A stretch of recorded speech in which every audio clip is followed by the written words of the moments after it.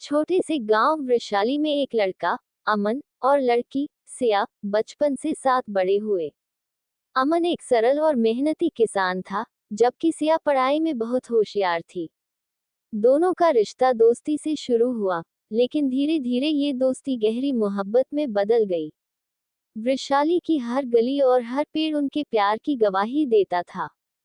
अमन का सपना था कि वह अपने छोटे खेत को बड़े फॉर्म में बदल दे, जबकि सिया का सपना था कि वह एक बड़ी डॉक्टर बने और गांव के लोगों का इलाज करे।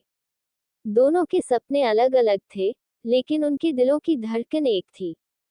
सिया को मेडिकल कॉलेज में दाखिला मिल गया। उसे पढ़ाई के लिए शहर जाना पड़ा। ये पहला मौका था जब दोनों एक दूसरे से इतनी दूर हो रहे थे। विदाई के समय अमन ने सिया का हाथ थामकर कहा, सिया, मैं जानता हूँ कि ये दूरी मुश्किल होगी, लेकिन हमारा प्यार इतना मजबूत है कि इसे कोई दूरी नहीं हरा सकती। बस अपनी पढ़ाई पूरी करो और जल्दी लौट आओ। सिया ने भी आंसू छुपाते हुए कहा, अमन, मैं वादा करती हूँ कि ये दूरी हमारे रिश्ते को और मजबूत बनाएगी। मैं हर दिन तुम्हारे लिए दुआ करूंगी। शहर की जिंदगी सिया के लिए बिल्कुल नई थी। मेडिकल की पढ़ाई ने उसे व्यस्त कर दिया, लेकिन अमन के खतों और फोन कॉल्स ने उसे कभी अकेला महसूस नहीं होने दिया। अमन भी सिया के हर पत्र का जवाब बड़े प्यार से लिखता। लेकिन जैसे जैसे समय बीतता गया, सिया का ध्यान धीरे धीरे अमन से कम हो गया। वह अपने नए दोस्तों और कॉलेज की जिंदगी में खोने लगी।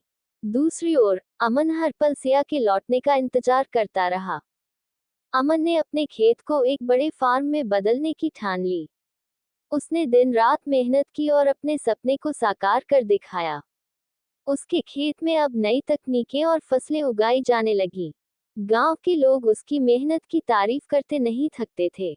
लेकिन अमन के दिल का कोना खाली था। उसे सिया की कमी हर पल खलती थी। सिया भी आसान जिंदगी नहीं जी रही थी। कॉलेज की प्रतियोगिता और दबाव ने उसे बदल दिया था। उसे समझ नहीं आ रहा था कि वह अमन से इतनी दूर क्यों हो गई। वह कई बार उसे कॉल करना चाहती, लेकिन समय और परिस्थिति ने उसे रोक दिया। एक दिन, सिया को पता चला कि उसकी मां बीमार है। वह तुरंत गांव लौट आई। गांव में कदम रखते ही उसे अमन की याद आई। उसने देखा कि अमन का फार्म अब गांव का सबसे बड़ा और सबसे सुंदर फार्म बन चुका था।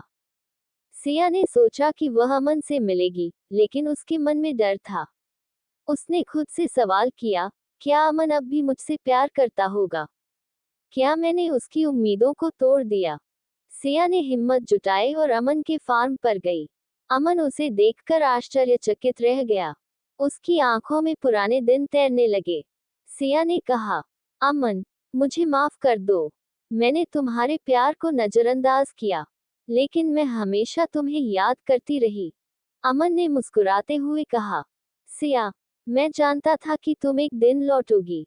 प्यार का रिश्ता इतना कमजोर नहीं होता कि दूरी इसे तोड़ सके।